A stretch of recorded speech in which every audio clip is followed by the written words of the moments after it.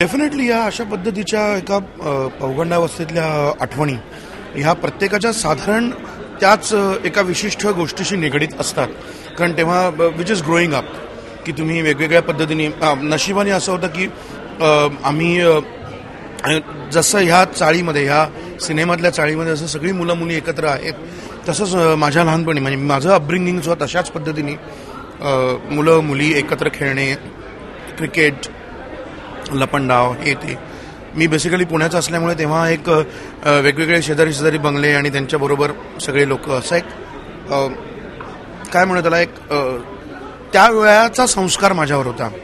So ते करताना मला खूप जाणवत होतं हे की या दोघांनी आमच्या लेखकांनी त्यातली जी नस आहे ती फार छान पकडली आणि तो एक एक्सपिरियन्स डेफिनेटली मॅच होणारा होता. मला नाही वाटत असं की खुल्लम खुल्ला बोलला जाईल, पण ह्याच्यात डेफिनेटली एक आहे.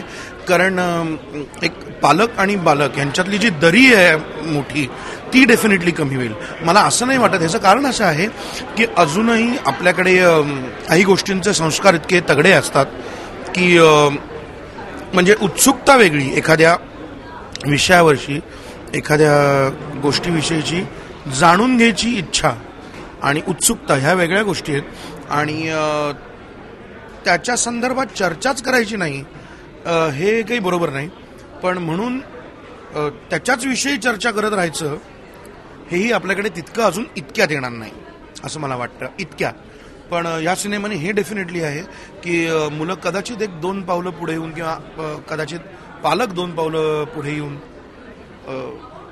At least they can share. गाणं माझं फार स्पेशल आहे कारण विषयच स्पेशल आहे. त्याच्यात सई म्हणजे तिचं नाव आहे नेहा ताई. त्यामुळे गाणं रेकॉर्ड करताना सगळे म्हणत होते नेहा ताई सिंग्स फॉर नेहा ताई असं ते काहीतरी. आणि माहोल तू बघितलं असशील मेकिंग करताना की आम्ही असे हास्य कल्लोळ होता आमचा. कारण ते जेव्हा ब्रीफिंग सांगितलेलं तेव्हा तो विषयच असा होता की त्याला ह्युमरसली घेतलं ना तरच तो लोकांसमोर पोचेल. आणि त्यात माझं भाग्य मोठं की मला एक गाणं मिळालंय त्याच्यात. एकदम वेगळं गाणं आहे. कारण गाणं कसं माहितीये, डिस्को गाणं आहे एकदम 80s 90sचं डिस्को गाणं आणि ते थोडं सेन्शुअल आहे, एंटायसिंग म्हणजे सई सगळ्यांना इन्व्हाइट करते अशा टाईपचं गाणं आहे. त्यामुळे फार ट्रिकी होतं ते कसं गावं. पण रवीने शब्द लिहिलेत, अप्रतिम शब्द लिहिलेत, असे तोंडावर बसणारे शब्द. रवीने शब्द लिहिले, चिनार महेशने म्युझिक केलं आणि मी गायलंय ते. त्यामुळे आमची तिगडी तुम्हाला बघायला मिळणार आहे. मी खूप एक्सायटेड आहे, सगळे एक्साइट होतील.